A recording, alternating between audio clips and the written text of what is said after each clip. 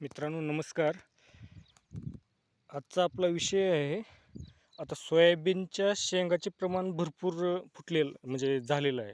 आता स्टेज जी आहे ती नॉर्मल म्हणजे 25% फुलं राहिली असतील आणि बाकी आता शेंगा निघालेल्या आता सगळ्या. तुम्ही हे लक्ष करा.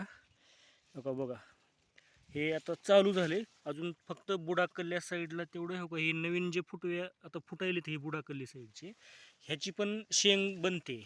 एकतर ह्या वर्षी पाऊस काळ पण चांगला आहे.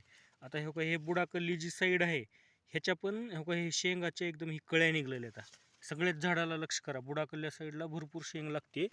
तर ही शेंग पटकन म्हणजे तयार होऊन मोठ्या होण्यासाठी ह्याला फॉस्फरस आणि पालाश याची गरज असते. तर तुम्ही तिसऱ्या फवारणीमध्ये 05234 नक्की घ्या आणि सोबत जर अमोनियम सल्फेट जरी 50-50 ग्रॅम एका फवाऱ्यातून दिलं तरी चालणार आहे.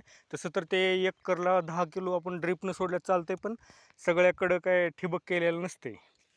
त्याच्यामुळं फवाऱ्यातून जरी दिलं तरी चालते. आणि हे बघा एकदम असं लहान लहान लहान शेंगा. आता ह्या शेंगा ह्या येणाऱ्या 15 दिवसात फुल एकदम मोठ्या होत्यात. आणि बुडाकल्ल्या साईडला एकदम बारीक बारीक असा दातूर सुटल्यासारखं सुटतोय. म्हणजे बुडाकल्ल्या साईडला जास्ती शेंगा निघतात.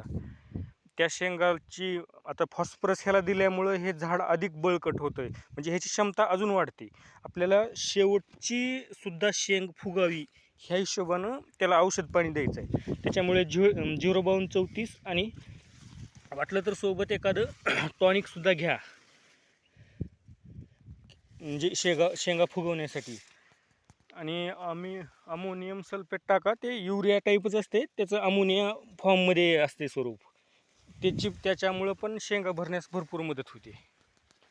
आणि फवारताना जरा काळजीनं फवारत जावा. ह्यावर्षी भरपूर सोयाबीन असं एकदम पाला माजून गेला आहे. जरा मध्ये आयचण वगैरे चुकाट्याची भीती आहे, त्याच्यामुळे जरा फवारताना काळजीनं फवारत जावा.